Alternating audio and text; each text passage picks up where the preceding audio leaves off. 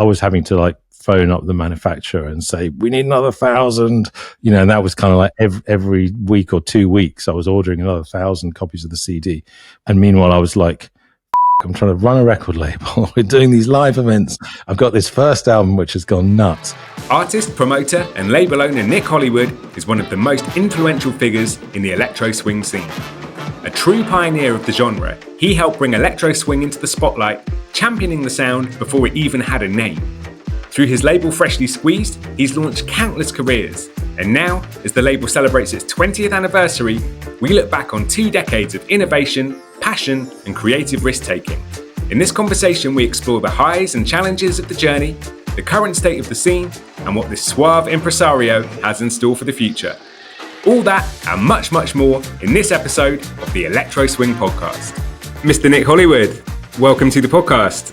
Thank you very much. Thank you very much for joining us. So I feel like everyone inside the scene, all of the other artists obviously know who you are, but sort of casual listeners of Electro Swing may not. So for anyone who is unfamiliar, could you just briefly introduce yourself and the role that you play within the Electro Swing world? My name's Nick Hollywood. I'm the boss and founder of Freshly Squeezed, the Brighton-based record company, and also publisher. Going 20 years this year. I'm sure we'll talk a bit more about that.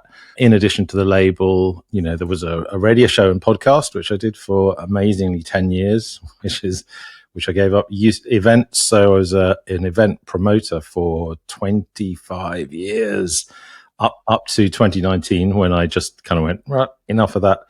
And also worked with other labels and done a whole host of stuff in the music industry.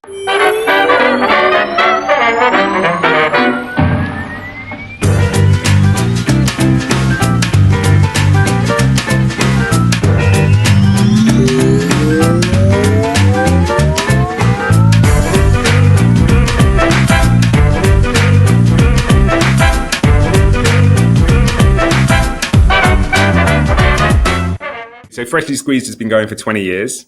Congratulations. We will talk more about that, but definitely want to say congratulations. You say that's been going for 20 years, but you've been doing events for 25 years. So there's obviously 5 years prior to Freshly Squeezed. Can you tell us a little bit about that, please? Well, actually, there was longer than 5. So I'm old. I'm really old.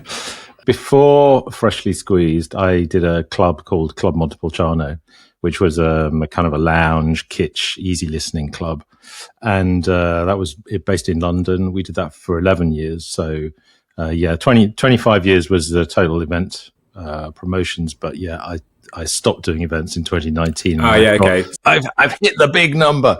Yeah, and it was an amazing thing. I mean, we started it because we had a band and we were just being booked to play the most inappropriate nights with just terrible lineups of stuff that didn't work.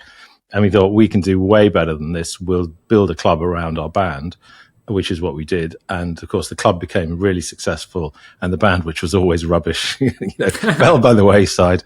The club took off, and we ended up doing it for way longer than felt comfortable. Can you just tell us what era this was as well? Was this the early 90s, it sounds like? So we started in 94. And what we were doing was just totally against the kind of cultural grain of the time, which was a very kind of vintage inspired, retro, kind of 50s Rat Pack kind of vibe, very kitsch. The band became the house band. So that was the kind of glue that held the whole thing together. But then there were cabaret acts, there was an intro song, there was an intermission, there was burlesque stuff, or proto-burlesque, because it was kind of before the burlesque wave hit as well. So loads of acts that went on to be famous, kind of that were sort of cabaret acts coming through at the time. So people like League of Gentlemen, Matt Lucas, Mackenzie Crook, all those people played at Club M over the years. So you also make music, or have made music under the name Lemon, and your most well-known track, Deep Henderson, which has been mentioned on the podcast a couple of times already, is an electro swing classic. So can you tell us a little bit about Lemon, please? So I kind of feel like my story is complicated. So you lift up the lid and it becomes more and more complicated. Yeah, we were doing Club Montepulciano. I'm a musician, so it's kind of where we started with that. And as part of the club thing, I ended up being the DJ. So initially I put together like tapes, which we were selling at the club. So it was tapes of the kind of music that, we felt was appropriate to what we were doing. And then the tapes were really successful. And then we thought, well, let's do this live. So then we start DJing the records as well. And then, that became my kind of main role within the club, was actually kind of DJing. Out of that, the stuff that I was playing, we wanted something that would just get a bit heavier and was a bit more sort of beaty. So we were playing like old records. And there were sort of a few things. I mean, I remember like Mr. Scruff, for example. There were things that were sort of in the right ballpark, but I just wanted to make music. So yeah, I started producing stuff as well. And I was still in the house band and more with a sort of producer role. Yeah, just kind of started doing kind of DJ-led, sample-based kind of music, which was the first Lemon thing was a 12-inch single on Club Montepulciano Recordings, which was the label before Freshly Squeezed. Yeah, and we did like compilation albums, and we did a couple of albums by the house band, and yeah, we put out the first Lemon 12-inch, and that was really successful. So yeah, I then went on and did an album, and by which time it was starting to feel, the whole thing was starting to feel a bit sort of repetitive for us creatively, which was and I had already moved to Brighton. And then, so when I did the second Lemon album, that became the first release on Freshly Squeezed. Let's move on to Freshly Squeezed then. As we said at the beginning, you're celebrating your 20th anniversary, and congratulations again. Yeah, it's amazing. Thank you. So how did Freshly Squeezed all get started? Can you tell us about the early days of that? Obviously, doing Lemon, it was kind of, if I'm going to start my own label and I'm going to put my stuff on my label, what would the label be called? And the obvious name was Freshly Squeezed. And then, we had to come up with a catalog number. Our distribution said, you've got to have like 4 digits that are recognizable, 4 letters. And so Zest was the obvious one. And it all just kind of fell into place. So it all made sense to me at the time. So that was 2005 then, if it's a 20th anniversary. What about some of the other early releases around that time? So the first year, I think Zest CD 001 was my second Lemon album. I also had a band that I signed at the time called the Voodoo Trombone Quartet. It was during the mashup period, so he was kind of making mashups, and he did like I think it was J-Lo, Jenny from the Block. And he did a cover version of it. The joke being that this was like the original version, and she'd copied it. And so he did like a ska voodoo trombone version of Jenny from the Block. And it was just so silly. I loved it. And the music was great as well. I mean, he had it was very kind of sample, scratchy, ska based. And so that was the first signing. And for our 20th anniversary, we're releasing a compilation called 20 by 25, which is 20 tracks remixed by 25 different artists on the label over the entire span of the label's 20 years. And we've got Atom Smith doing a remix of the Voodoo Trombone Quartet. So something from the very first year by an artist who's contemporary now. And the whole album is going to be different people looking at different kind of periods. We made a massive playlist of load of content and just said, pick what you like. And Can you give us any other sneak previews of that? So the first single came out. So obviously there's 20 tracks. So we don't want to release like 20 and one big hit. So Mr. Trick just did a version of Jazzatron's Let's Go. The next single is Cliche, remixing Little Violet and Jamie Berry. Cool. And are you releasing them like one a month over, I assume you're not releasing one a month over 20 months. It will be like a few singles and then the rest is the album? Yeah, exactly. We're going to do a big batch. I mean, some of the stuff on the album is there's going to be some surprises on there. There's some which are, as often is the case on Freshly Squeezed, there's stuff that's more single, and then the stuff that's more like darker or more interesting or deeper. All of that is welcome. There's some killer stuff. There's also like one cover version, which is like a super jazzy, super smooth cover version of a very famous song on the label that's just absolutely beautiful, but it's not a single at all. It's it's just a stunning piece of music. Really looking forward to hearing it. What month does that come out? September. So September. We'll drop that in September. Yeah. So you're also behind the White Mink Black Cotton brand. is a series of compilations and also infamous Night. So can you tell us about that as well, please? Yeah, so it started in 2009 with me kind of feeling that there was a sort of a cohesive sound to like individual one-off records. So there was no electro swing genre. Caravan Palace had just released their first album. Harold Stella did Chambermaid Swing, which was it just come out on 12-inch. There were other things that I was kind of aware of, like Gry and Princess Crocodile was a record which was on the first White Mink album. So there were a few things, and I'd kind of heard, and I'd also got the Deep Henderson track was kind of in my back pocket at that time. And I just thought there's definitely a vibe here of like people make there's some kind of zeitgeisty thing. You know, I also had a friend, El Nina, who used to run a club in London called Black Cotton, which was a super cool vintage club night. So they played like old 78s and kind of 20s, 30s, 40s music on vinyl, and they were really dressed up and really hardcore, kind of vintage nuts. And so, yeah, the kind of concept of doing the album kind of coalesced around that. So one side of the first album was kind of all vintage music that was kind of in the public domain, and the other side was kind of modern electro swing stuff, which was kind of influenced by or sampling those kinds of records. So the first compilation came out. It came out in 2009, and we did a club night to launch it in London, which became the Electro Swing Club, and that ran in Shoreditch for God knows how long, and that was phenomenally successful and massively sold out. And anyone who DJ'd there or played there, so the opening night we had the Correspondents, for example, were sort of on the scene at that moment, and that kind of took off. And then in 2010, the Brighton Festival, so in May 2010, I did the first event in Brighton, and that was like part of the Brighton Festival, and there was like a huge kind of Spiegel tent type venue. And I did that show, like a 700 capacity, and that sold out as well in Brighton. So the album was out by that time, but it became obvious that there was like a demand for the kind of club nights. So then White Mink became like a regular standalone club night, and we did it in a ballroom in Brighton initially, like a sort of small 150 capacity ballroom,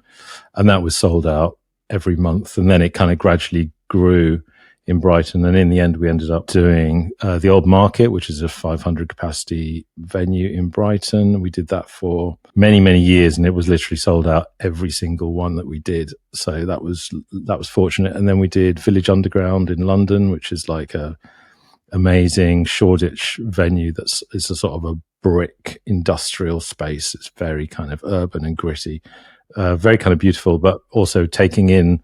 So we had this kind of urban space, and then we'd have like the very dressed up White Mink crowd, and then we'd have like, you know, very kind of exotic burlesque or, you know, aerial trapeze artists on the chandeliers, and, you know, the whole kind of thing. So you had that juxtaposition of new and old. It was very, very cool looking. It's almost like a physical representation of electro swing, isn't it? It is, yeah, and it worked so well. The vibe was great because it had that sort of gritty street edge, like brick, and there was a lot of kind of sort of utilitarian scaffolding kind of stuff around there, and the lighting rigs. And then you've got also this very kind of smooth, lush, dressed up crowd, and that sort of aesthetic. So we ended up doing monthly events in Brighton, London, and Bath as well. So we did the Comedia in Bath, which is a lovely old theatre space, and we did that for quite a long time. And the White Mink compilation series ran to only like 3 double albums, so but quite a lot of music. It's very time consuming putting together like a compilation, because you got to do the compilation licenses, and, you know, you're manufacturing. The first one was, you know, I feel like I'm saying the word successful a lot. It exploded. So you know, we were selling a lot of the first one. I was having to like phone up the manufacturer and say, we need another 1,000, you know, and that was kind of like every week or 2 weeks I was ordering another 1,000 copies of the CD, which we then had to get. We had to get them distributed. It was going into, you know, mainstream shops like Urban Outfitters and like clothing stores. as well as going into record shops. So, you know, it was like we were selling a lot of those CDs. And meanwhile, I was like, fuck, I'm trying to run a record label. We're doing these live events. I've got this first album, which has gone nuts. We're trying to license the second one, do all the contracts. So we really kind of got behind, and we're kind of chasing our own tail to just to keep up with it, really. And just to sort of end that section, I just want to say as well that it was described as one of the top 3 club nights in the UK by Mixmag, wasn't it? We got some, I mean, we were very lucky with our press. Well, I say lucky. I mean, you know, kind of first mover advantage. So we had a lot of kind of very, very good press. So Mixmag, I think, was it Time Out said we were one of the top 3 parties. I can't remember. Someone said it was top 3 parties. We were the Electro Swing's first landmark moment, I think, was Mixmag. There was one of my favorite ones that I especially like was The Independent, who called me a suave impresario. Which very cool, yeah, I thought, that's great. I'll put that on my tombstone. That'll be Nick Hollywood's suave impresario. Suave impresario. It sounds good, doesn't it? Yeah. So moving on to slightly after that, with the following freshly squeezed releases, how many have there been in total now at the time of recording? We are on catalog number 370. There's a few that were sort of deleted in that time. There's a few that sort of double up. So there's like, you know, 360A, 360B, where, you know, little kind of adjustments in the catalog. So, but yeah, it's roughly 370. Okay, so last question about freshly squeezed then. Any sneak peeks into the future that you can share with us? No, basically.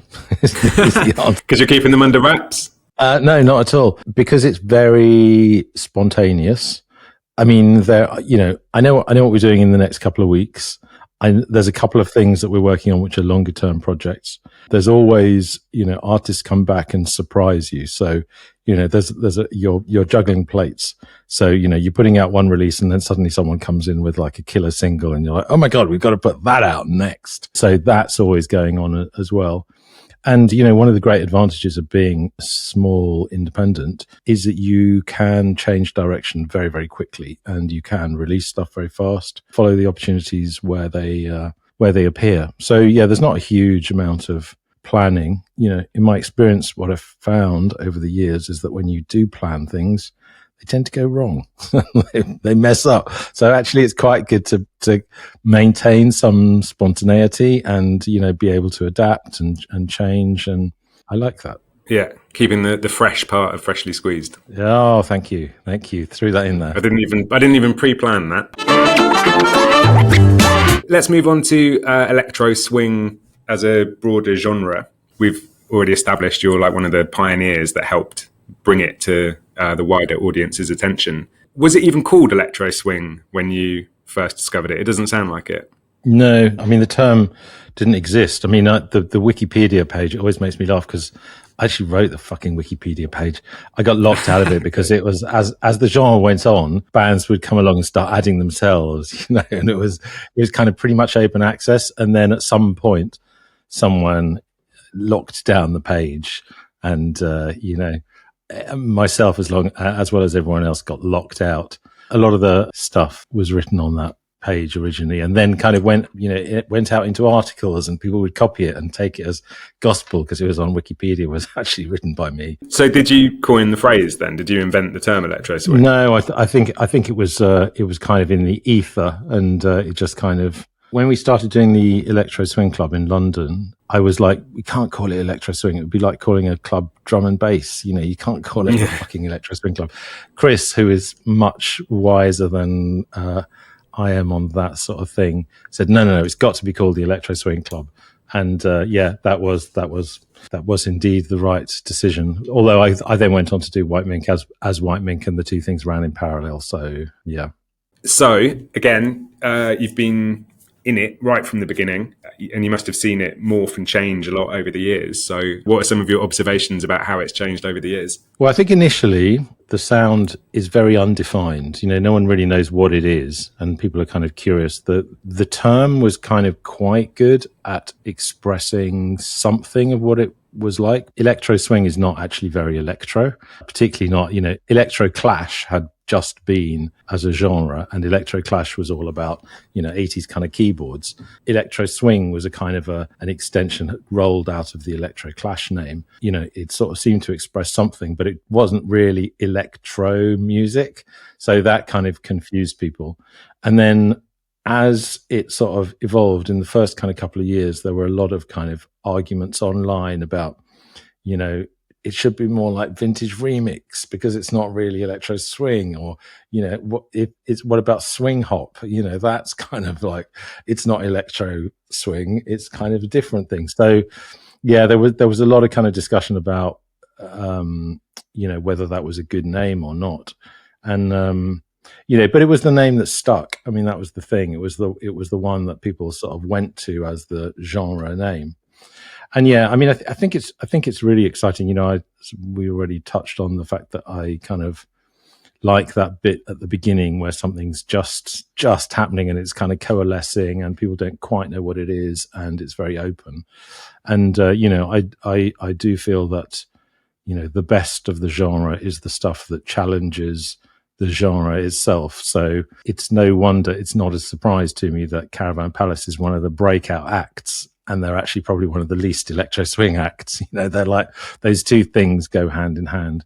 And, the best of the genre is kind of pushing at the boundaries of what it is, and is kind of, has got one foot in the camp, but has got another foot just in some other place, or brings something new, or brings, new influences. Is a shame is that the sound has kind of coalesced very strongly and people have a strong idea of what it should be, and actually forget that at the beginning it was a combination of two things which totally didn't belong together, swing music and modern dance music, and putting those two things together, hadn't really been done much before. So and that spirit got lost over time. What do you think about the current state of the scene?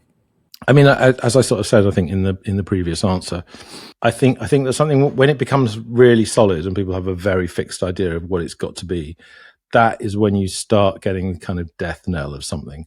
So, just because it becomes predictable and formulaic. And, I think this genre is probably more guilty of that than many genres of, accepting a lot of kind of formulaic music. And, I think that should be a sort of a challenge that's taken up by everybody to try and bring something new to it, because it's only by reinventing it and keeping it fresh that it's going to sort of survive and carry on. We work very hard at trying to keep like new ideas coming in, new people bringing in new sounds, new influences.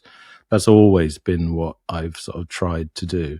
I'm not pointing the finger at anyone, but sometimes the sort of safer records are the ones that kind of repeat the formula, basically have just become a little bit boring and tiring. And, I've heard a lot of AI representations of electro swing also kind of coming in, and it's very easy for AI to replicate the style of electro swing, which should be like a red flag to everyone. Like, if it's that easy to recreate it, it's time for us all to move on, or be creative, or make kind of new stuff that AI can't just recreate. I've heard people say similar things, but I've also heard people say that it's partly Spotify and streaming's fault because of the playlistification of music, and making the playlist so important that people kind of end up feeling forced to make safer music in order to get into those playlists. I think that's true to some extent, but I mean, I think that people, I think it's very easy to watch the numbers. And I think as an artist, you can very easily lose sight of, why you're doing this. Most musicians get into it because you want to make great music. You want to express yourself because you feel the passion and the drive. And then you start doing it, and then you want it to be successful. And then you start watching the numbers, and then you start creating music in order to get better numbers. And, you see, oh, this music did well, I must do more like that. And I really kind of encourage, freshly squeezed artists not to look at that too much. And what I would say is that, generally speaking, some records do amazingly well and some records don't at the beginning. But over longer periods of time, like 20 years, you start, it starts filtering out. I mean, one of the reasons why I feel so lucky to be in the position that I am now is that records that we released 20 years ago are still selling. I mean, they're still getting streams. That's not because the Spotify playlist or it's because we made music that's still good to listen to. I mean, hopefully that's still my aim, is to try and make good music and always remember that is your bottom line. It's not how successful it is on Spotify tomorrow or next week. It's like, people are potentially going to be listening to it for a long time. So what are your thoughts about the future of the genre? And this kind of throws back to my previous kind of answer. So, I think it's got to be about reinvention, about keeping it fresh, about doing new stuff, letting new influences in. AI is here. And, it's got a place. I mean, it does some amazing things well, but humans tend to be great at the reinvention part or the new part. Those two things could work together, So, yeah, the future of the genre is kind of out of my hands. It's down to the audience and stuff. But I think there's still, people have been saying it's over since the very beginning. It's been like, that's definitely true. Yeah. It's over. And it's like, well, it's kind of not really. I mean, the numbers on Spotify kind of speak for themselves. They've been consistent for a really long time. Any thoughts about the direction that the sound might go in? Do you think, I'm kind of looking for predictions really, like, do you think it's going to merge with another type of genre or? Yeah, I mean, I think it's down to other people to find new things or new ways of doing it. I mean, I think it's kind of out there in the ether now. So it's just part of the paint set of sound that people will kind of pluck from and use and put into things. And I suspect that it will be, there'll be an electro swing influenced tune on someone's album that's basically a pop album, and it will continue to be in that way with sort of interesting things coming through. So let's move on to the quickfire round. What is one thing that you are particularly proud of, either creatively or commercially? That one's so easy, literally being here. I mean, I'm so surprised that 20 years is a long time. And it's just like, how the fuck did that happen? It is, it's bizarre, but welcome. You must have encountered a lot of challenges along the way. What would be one of the standout ones of those for you as well? The whole thing, just doing it. I mean, I think the technology probably has just been really challenging. So, it's constantly, I started before MySpace. So, but MySpace comes along, everyone piles in, then it's like Facebook and everyone has to migrate from, MySpace to Facebook. And then it's like Instagram. And meanwhile, we're going from vinyl to CD, to the end of CD, back to vinyl and to digital at the same time, and to piracy. I mean, towards the end of the sort of CD time, piracy was like a massive problem. We've all forgotten that. Navigating that has been pretty difficult. If you could go back in time to any point in your career, whether that's pre-Freshly Squeezed or, the early days of Freshly Squeezed, what advice would you give to yourself then? Don't worry. Yeah, I think just kind of having trust in the sort of process that, life will provide, really, or things will happen. I thought you were going to say, which bit would I like to go back to if I could go back to any bit? I mean, I do genuinely feel this bit that I'm in now is the best bit ever. And, I'm really, really happy to be here. And, the reason is probably that sort of feeling of like driving ambition or wanting to do things or achieve things has kind of, I don't feel that. I'm really happy with where things are and how things are, and that's really great. And then finally, any words for listeners of Freshly Squeezed or your own music? A massive thank you, because, on behalf of myself and I'm sure all of my artists, the very privileged and fortunate position that I am in is thanks to everyone who kind of pays attention and listens. We have some amazing fans that are just so generous and lovely. And it's really, really touching when you do kind of, get that kind of response from people, which is kind of above and beyond. I mean, by way of an example, we had someone on Bandcamp that paid £100 for an album. just last week, and I actually sent them an email and said, I think you made a mistake. I think you meant to put 10 and you put 100. And he said, no, I loved it so much, I wanted to give more. And that's kind of like, that is fucking awesome. And that is like, when you inspire that in people, I mean, they say like, an album's 2 cups of coffee, and when someone actually kind of goes, I'm going to pay what I feel reflects the value of this, that's really great. Very last question then. Anything other than the upcoming compilation album, anything you would like to shout out or plug or shout about and get people to go and check out? If people want to, they can go and check out This Is Freshly Squeezed, for example, as a playlist on Spotify, has a lot of the content, and then might be a launching pad for exploring the darker recesses of the label. And nothing I especially need to shout out apart from thanks and gratitude. Cool. Thank you so much for your time. I know you're a busy guy, and really appreciate you taking the time to chat. And also, as cheesy as it may sound, thank you for everything you've done for the scene as well, because I don't think Electro Swing would be where it is now, and a lot of the artists wouldn't be where they are if it wasn't for your influence. So thank you on behalf of everyone in the scene.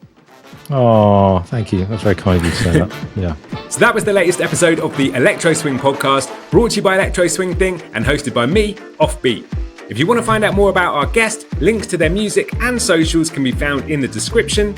And if you want to follow us, please do so at Electro Swing Podcast on all major platforms. And if you want to get a heads up about upcoming guests and a chance to ask your questions, then sign up at electroswingpodcast.com.